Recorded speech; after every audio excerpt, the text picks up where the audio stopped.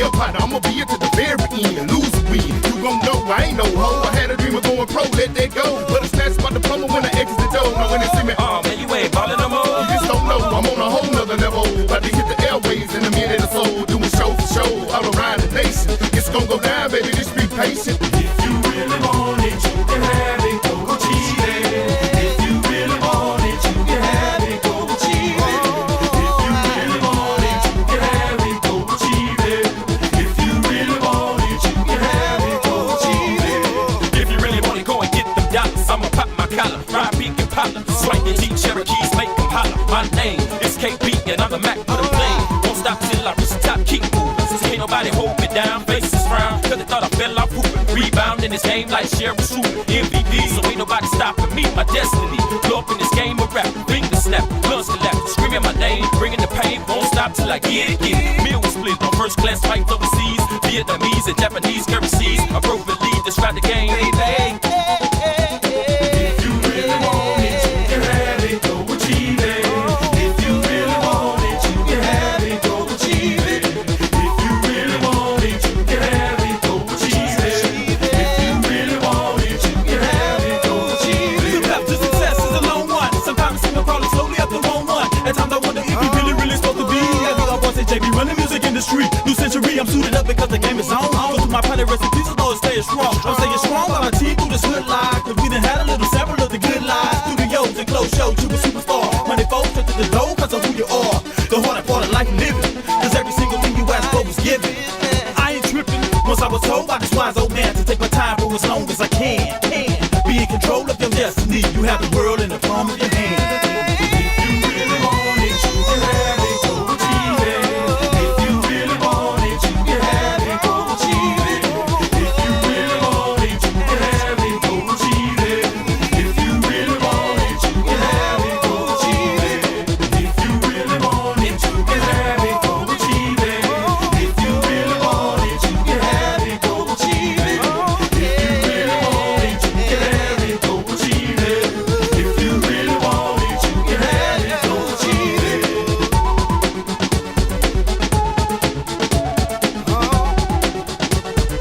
All you gotta do, if you really want it, all you gotta do is achieve it.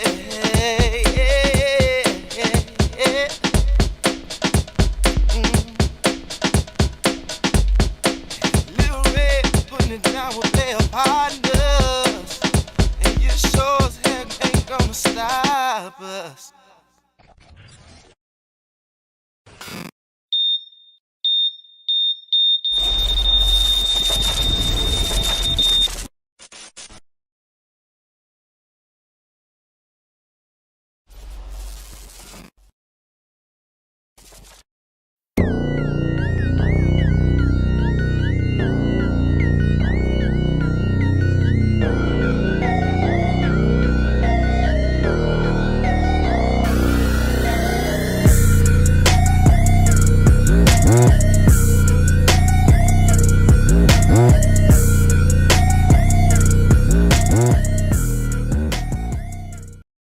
Well, good afternoon, not a good morning, as we've got a special SimWorld Today Tonight edition with the holiday coming up tomorrow. We're trying out some things, so we're running a live SimWorld Today here on July 3rd. All this content is going to roll over tomorrow morning as well, so if you miss us, if you're listening to this in the future, hello, happy 4th of July. But right now, there's no other person that we could bring on to get this thing rolling to talk all things SWBA offseason than the guy that's really trying to make himself look good right now. Good afternoon, Yas. How are you doing? It's a bold filter. I'll say that. It's a bold filter that you've got going there. So really, I needed to get your take, and I've got some more. I've had other takes that have been marinating. From everything that's happened during the SWBA offseason, particularly around Damian Lillard getting waived in the Bucks, and I keep listening more and more about everybody hating all these things. But I want your take because your Houston Rockets have had one of the best off seasons this year. They've got Kevin Durant in tow. They signed away Dorian Finney-Smith from the Lakers, and they've now put themselves in a position as maybe the best team not named the Oklahoma City Thunder in the Western Conference. So as the Houston man yourself, like, how do you feel? How excited are you right now in Houston? Like, is this championship season right now on the doorstep for the Rockets? Well, hopefully everyone can hear me now. They didn't hear what I had to say about my beautiful filter. To the important times, it is absolutely championship time. This is not homer pick. This is, I mean, everyone knows it. This was a big time move for the Rockets. It's everything that was needed, right?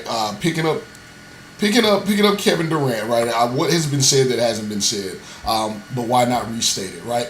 One of the better defenses in all of SWBA last season and a few seasons leading in. One of the better defensive-minded coaches who actually showed some offensive ability to in the coaching department, but he didn't have all the pieces. You have to be able to space the floor. So you bring in Kevin Durant. Don't get me started on Jalen Green. If you want to hear me go off on a tangent, go ahead, Marsh. You can ask me in a little bit. But you trade off Jalen Green and you bring in 50% shooter from mid-range, 40% from three, 90% from the free throw line, which he can get there whenever he feels like it. And he's maybe just as tall as your starting center in Sengun. The guy's a bucket. You can, I've listened to people say he's washed or he's old or he's only got a few seasons. He's got a few seasons with probably the best surrounding that he's ever could ask for. And I know that may sound crazy. I see you. When he got to play with James Harden, he got to. Okay, all right. That may be a bit much. But what I'm saying is, they did win 68 games. Okay, continue. Fair enough. Yeah, that was hyperbolic. But what I will say is, LeBron James is probably a very envious man when you're 36, 37, 38, and you have this young core of kids that want to play defense. They want to go get in transition, and they want to go get dunks, and then give you the ball to do your thing very efficiently.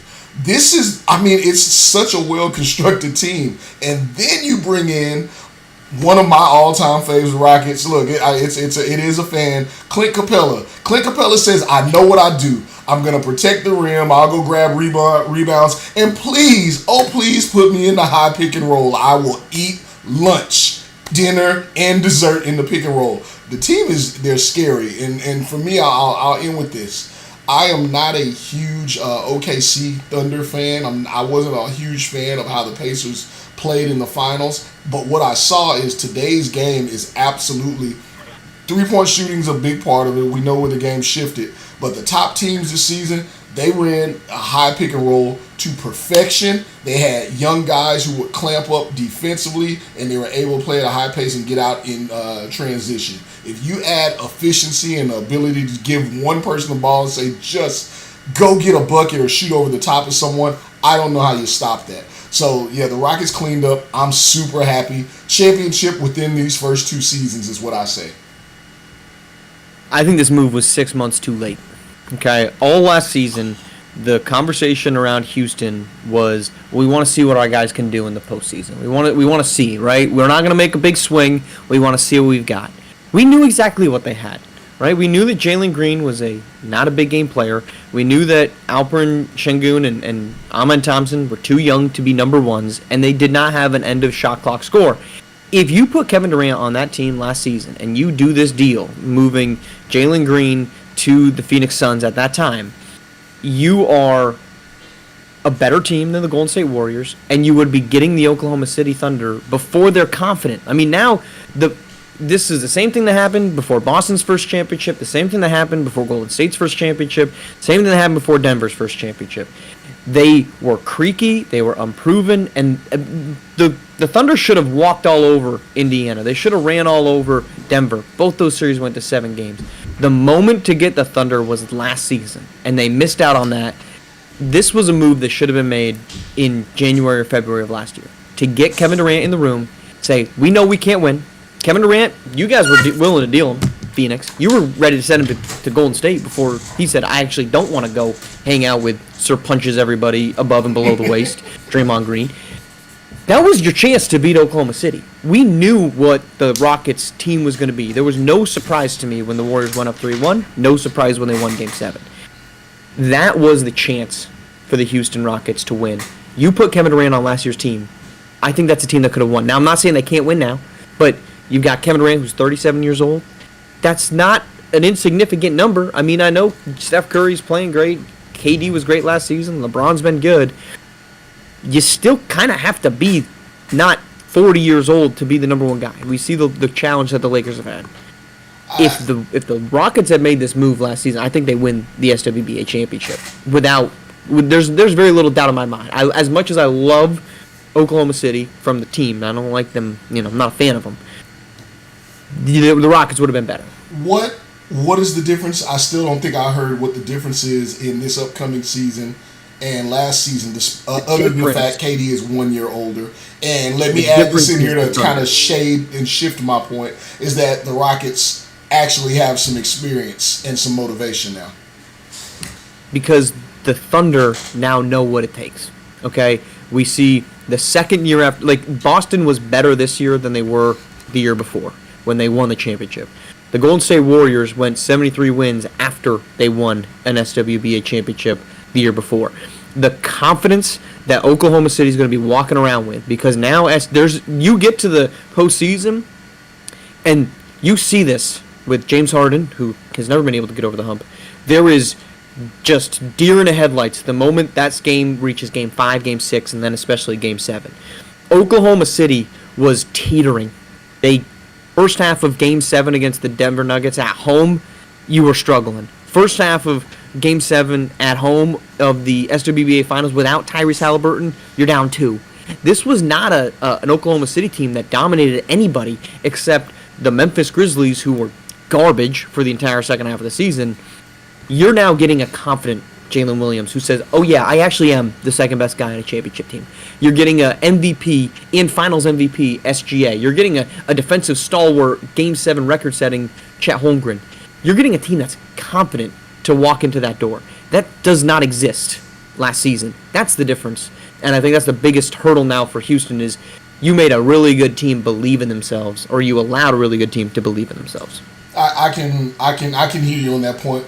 Here, I'll shift the basketball and away from mentality for a moment, because I do believe the Rockets have some belief in themselves too. I think a lot of that belief, and I was going to find a way to do this the same way you find a way to talk about the Warriors. I think a little bit of that belief comes in the fact that Jalen Green's off the team and his ill-advised shots, and the fact that they don't have to count on that. I think we're gonna see Eason unleashed. We're absolutely gonna see Amen Thompson unleashed now. You see a different side of players when they're able to play alongside a player the caliber of a Kevin Durant. So where OKC made those steps forward, and I totally agree with that, I believe the Rockets have in last postseason and in this pickup. But from the basketball front of it, here's where I want to step in and say this. Fred VanVleet is 6 feet tall. Aaron Holiday, if he remains on the roster, is 6 feet. Reed Shepherd, 6'2". No one else on this team is going to be under 6'5". This is a long team, and that is what gives OKC problems, and that's what OKC as a team gave other teams problems with. I think basketball from a length standpoint, just not just talking KD, that was one of the reasons why the Rockets were so good defensively. You add KD in there, he's going to look pretty good defensively as well now. Very tough team. So if you look at SWBA rosters, what is the postseason roster? It's only about 9 man. Yeah. It's 8 to 9 man rotation. The Houston Rockets have about 12. And I did this with I can't remember who it was, if it was Rico. I think it was Rico. Kevin Durant, Alperen Şengün, Fred VanVleet, Steven Adams, Jabari Smith Jr., Dorian Finney-Smith, Amen Thompson, Clint Capella. There's your 8. Throw in Tari Eason as your 9th, and I would say Jae'Sean Tate as 10. I'm leaving off. You leave Unc on the roster just in case too, and I'm talking about Jeff Green. just in Green. case. So, and I'm leaving off in terms of guys that I actually think could get minutes, Reed Shepherd and Cam Whitmore. So you have 12, 13 if you're including old Unky there, who did win a championship, of course, with the Denver Nuggets. Did you say Clint Capella? I did say Clint Capella. Okay. All right. So you've got 13 guys on this roster. You also didn't say Dorian. I'm sorry. I'm looking at the roster right now, and it's kind of scary. Dorian Finney. I said Dorian. Did you? I literally went down the entire bad, roster. I my said bad, Dorian my Finney. bad. The only people I left off of like the guaranteed roster guys is Reed Shepherd and Cam Whitmore, because we didn't even see Reed Shepherd last season. So there's two things that I'm making, 2 points. The first is that you got your entire roster outside of Jonathan Williams, who is, I think 26 years old. I don't even know who that is. Your entire roster is a postseason caliber player, or should be. Cam Whitmore, I think, is the one question mark on that because he didn't really play last season. So let's call it 11. Playoff rotations are 9 guys, Yells. So 2 things. One, you're really deep, and that's a terrifying fact because you look at who makes it far in the postseason. Regardless of top-level talent, the Thunder were deeper than the Wolves. The Pacers were deeper than the Knicks. Simple facts.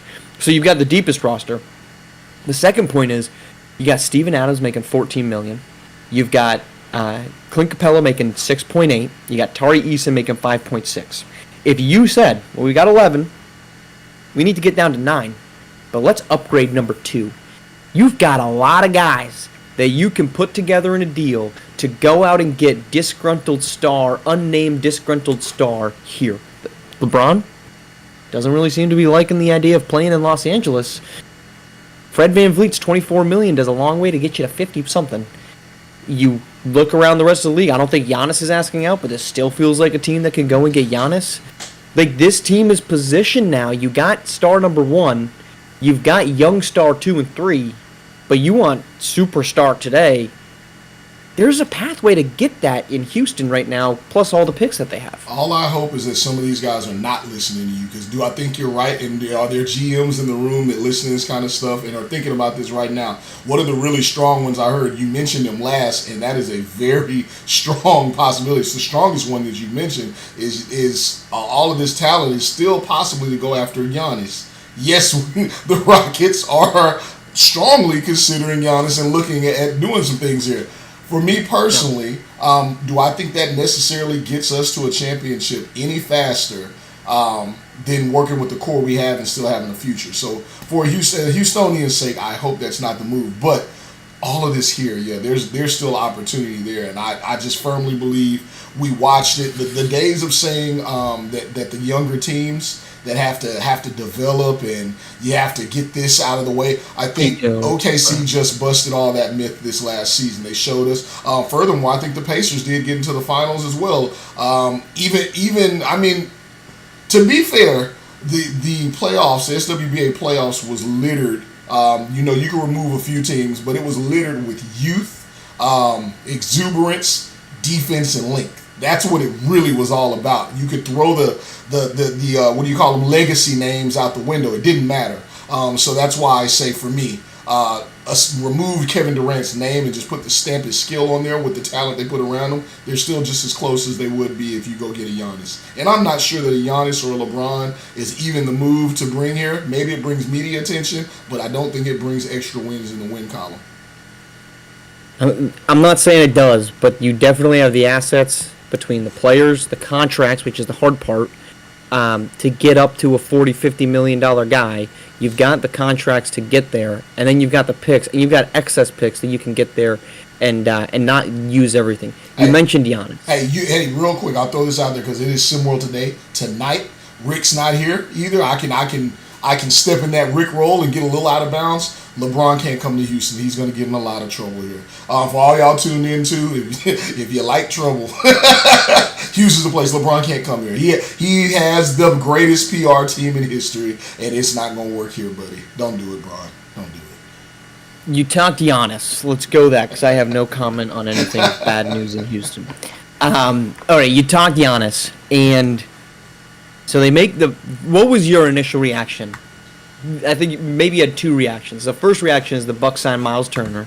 What was your reaction to that? And then subsequently, they stretch and waive Damian Lillard. What was the dual reaction there? Yeah, so they were absolutely separate for me because I found them out at two separate times. The Miles Turner reaction, and these may not be going the way you want them to go. I may not be giving the analytical direction here. I am not a Miles Turner fan in any sense. I don't like his game. I feel like for as much as he saves a team and does wonderful things, he hurts them with his lack of willingness to even step into the painted area and turn his back. I despise it. I'm not one of those guys who say, "Oh, like when a center can't do that." I'm sorry? You don't like that. Yeah, I hate it. And I'm not one of those guys who say, "All your big men got to get in the." I don't say, but like not even being willing to do so it's a detriment. I know how to defend you if one part is taken off the table, and you chose to take it off the table. So I'm not a Miles Turner fan.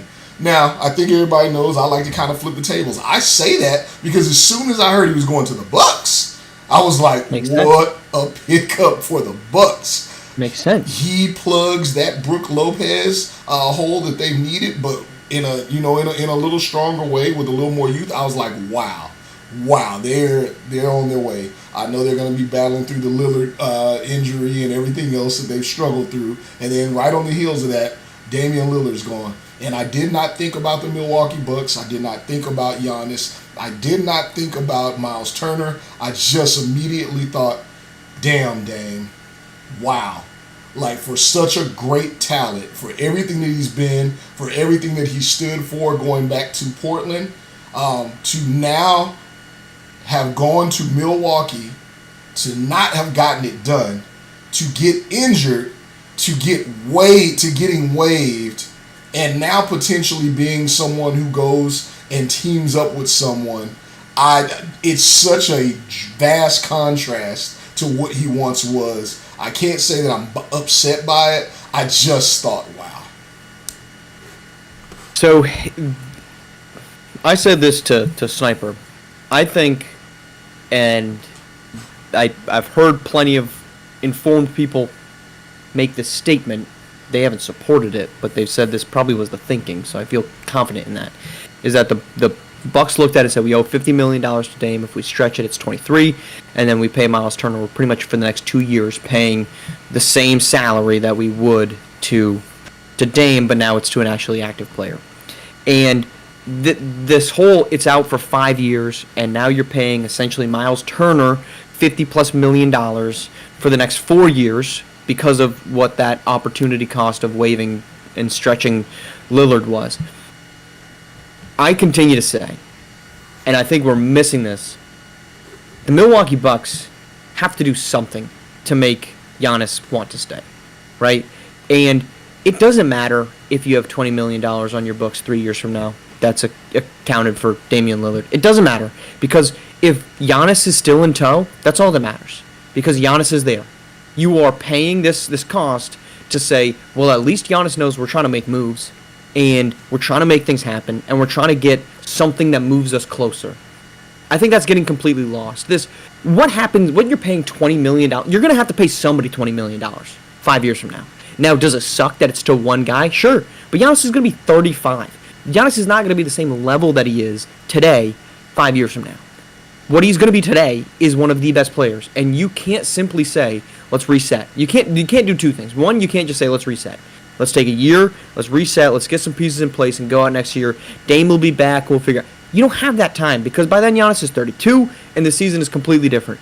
The other thing, you can't just trade Giannis. I know that you can get all the assets in the world, but you're now hoping to get Giannis again. You literally have Giannis in the building. The best player this franchise has ever had, and that includes Kareem Abdul-Jabbar, maybe not the best, Kareem Abdul-Jabbar and Oscar Robertson, and Giannis is in that conversation. You have to do something to make that move. So this whole, we got to pay Dame 5 years from now, $23 million, I don't care, because I know that if it keeps Giannis in town for 2 seasons, and we can compete for those 2 seasons, that's what matters. I've got more, but that's what matters right now. There's the other piece of it that I just don't think. I think we overreact to these types of deals when teams find a way to figure things out.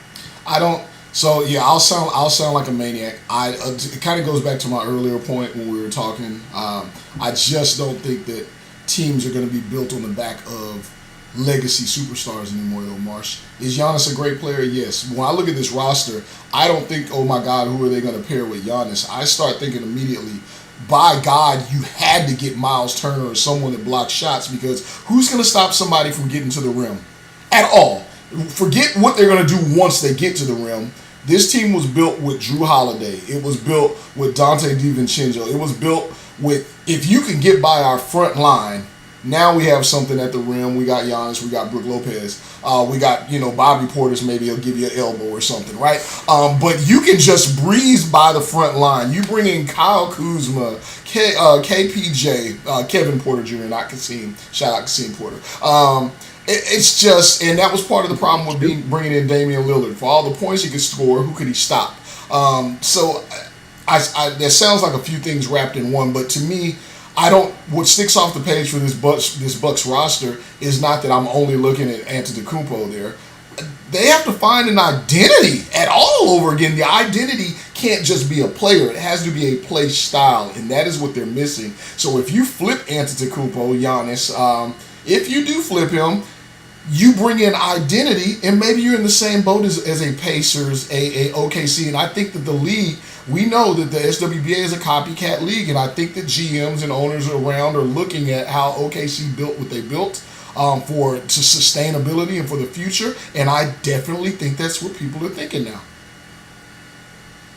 So, I don't disagree. So, let me say this. I am not by any means defending what this team has made for moves in the past. I agree. Like, some of these moves are just outright terrible. They're really not great. But let me counter with this piece. You look at this roster right now, and while the Kyle Kuzma deal was less than ideal, you got that's a $20 million expiring deal next season. You have, not counting Damian Lillard, 3 guys on this roster making $20 million or more. And if the NBA has taught me anything, you can make moves, right? Let's go, just take a look at these. There's 3 trades that I think really stand out, and maybe you could throw a 4th actually in there, that really stand out. When this deal went down, it was like, whoa, that's going to kill them. That's going to be terrible. I can't believe they would make this deal. Deal number 1. Los Angeles Lakers. They make this big swing, and they say, we're going to go get Anthony Davis. It doesn't matter. It doesn't matter that Anthony Davis was going to come here anyway. We're going to trade for him now because LeBron wants it. So what was in that deal? That deal was Lonzo Ball, Brandon Ingram, Josh Hart. We knew those things. It was the draft rights to DeAndre Hunter.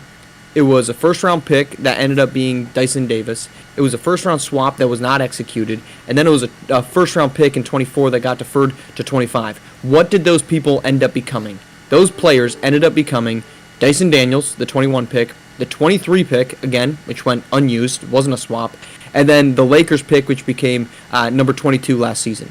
Not really that vaunted of this, gosh, it would have been great if the Lakers had all those picks. So then what about the Clippers pick when they gave up all these assets to go get PG out of Oklahoma City? What came of that one?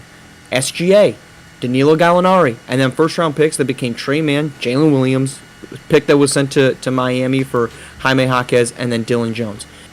Were good players taken in those picks? Sure were. But guess what the Clippers are? They are still a contender in this league. You move on. Brooklyn. They had all this big deal. They gave up all these things to get James Harden out of Houston, which everyone thought was stupid. What did they do? They got all their picks back. They just used 5 first-round picks last season. The Houston Rockets. Well, wow, why would you give up all these assets to go get Russell Westbrook? Chris Paul's so much better than he is. This is a dumb acquisition. What ends up happening? You are a team that we just spent 20 minutes talking about being a very real contender. We get so bent out of shape in the moment that all these deals, it's impossible to dig yourself out. They're screwed. What happens in 5 years? Oh, my God. I don't know, but they're going to have probably an opportunity to get to the taxpayer mid-level. Did you know that the non-taxpayer mid-level, the $15 million just got you Dorian Finney-Smith, who's now going to be a rotation player for the Houston Rockets. You got mid-level exception that gets you a Clint Capella caliber player. To think that this Bucks team is just now screwed for the next 5 years because they got $20 million allocated to Dame, foolish. Because there's going to be a way that they find their way out of it, because that's what happens. We have seen this time and time again. Teams find their way out of it. What they need to find is some perimeter defense, Marsh, and that's what they need to be looking for. Yes. I'm gonna go to the chat real quick because I know we're running near time here. I see the chat in here, and I'm gonna toot this horn, kids. Oh, Giannis goes to San Antonio. It's gonna be over 30 points, 9 rebounds, and you're naming all these places. You have to have defenders. I'm gonna give y'all. I want everybody to come back to this very first episode of SimWorld tonight live, and I want you to mark it. I'm gonna give you a couple of notes. If the Bucks do not go out and get, and I mean a stud on the defensive end on the perimeter, 3 things you can mark on your calendar that you're gonna see next season. You're gonna see Giannis Antetokounmpo foul out of more games than he would have ever fouled out of, and there's going to be some losses rolled up in that. Number 1. Number 2, the Bucks are going to give up more free throws per game in a losing effort than you would expect, and that's how they're going to lose games, because the how matters. If they're able to defend the rim or defend the perimeter in a way that doesn't give up interior shots, because they have Miles Turner, they have Taurean Prince, who is a good defender, but you got Antetokounmpo there, and then I forget they brought in another kid in the interior that's a good interior defender. There are going to be more corner threes going up that come off the heels of that pick and roll. You put that weak defender in that high pick and roll the SWBA loves to run. You bring that center up. You bring Miles Turner and whoever else is having to defend the rim up. Have them get caught in that middle zone. The ball's going to go to the corner. They're going to get torn to shreds. That's what I say the problem is with this team, because they have no identity, and their identity used to be defense. Stop looking at the points. Stop looking at dunks, kids, and look at where those buckets are coming from. The Bucks are going to be hurting. That's why they were hurting with Damian Lillard, and it just got worse because they don't have the points to supplant to backfill the scoring to backfill what Damian Lillard did, given the points that they're going to now give up. I am not sitting here saying that the Bucks are going to be a championship team next season. I am not sitting here saying that the Bucks are going to be exceptionally good next season. What I'm sitting here saying is I think the Bucks made the right move for what they need to do next season, and that is to be a not insignificantly competitive team around Giannis.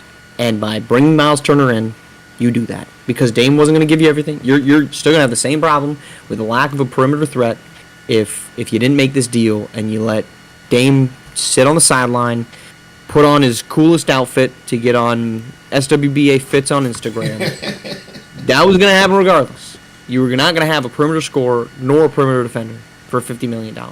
Now, at the very least, you get a perimeter scorer from a three-point shooting perspective, and you get an interior defensive presence.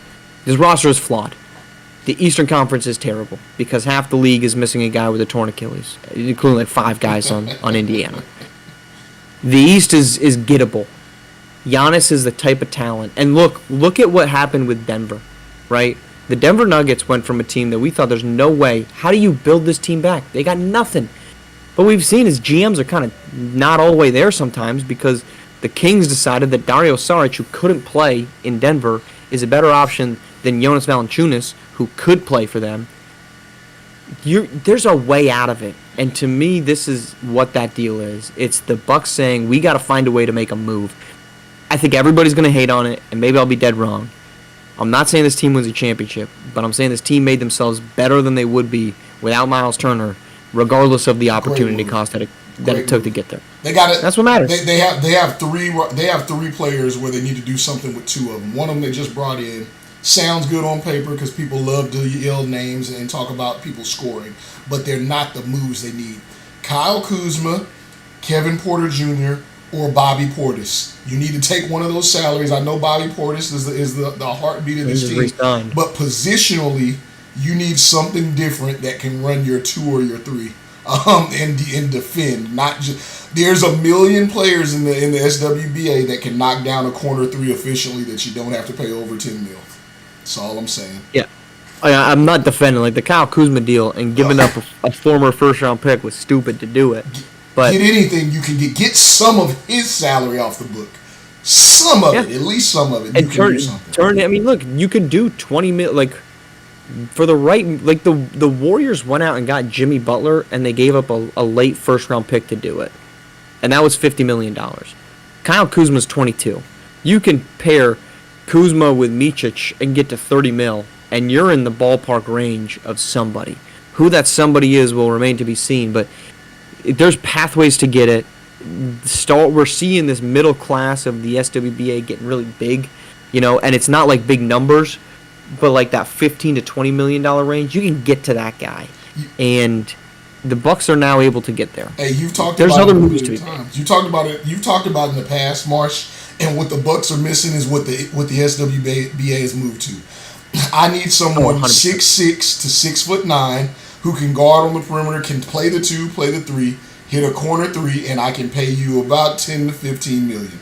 I don't care what the name is. I don't care what you've done. Can you do those things at that amount?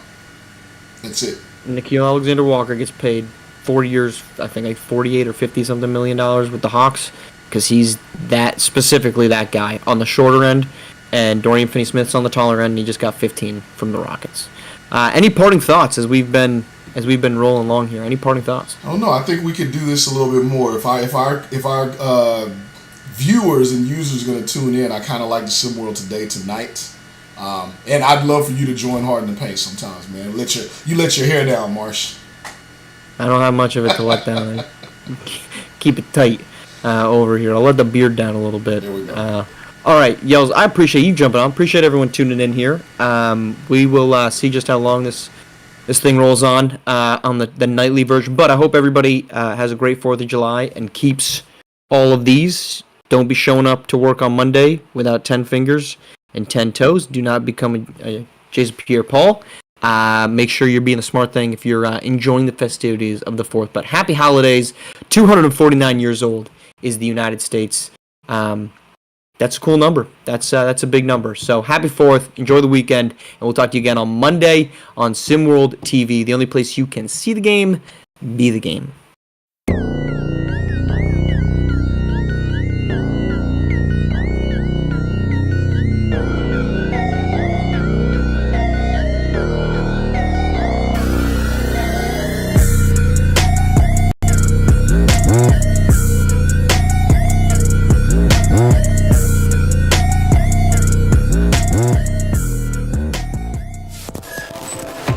This has been a presentation of SimWorld Sports.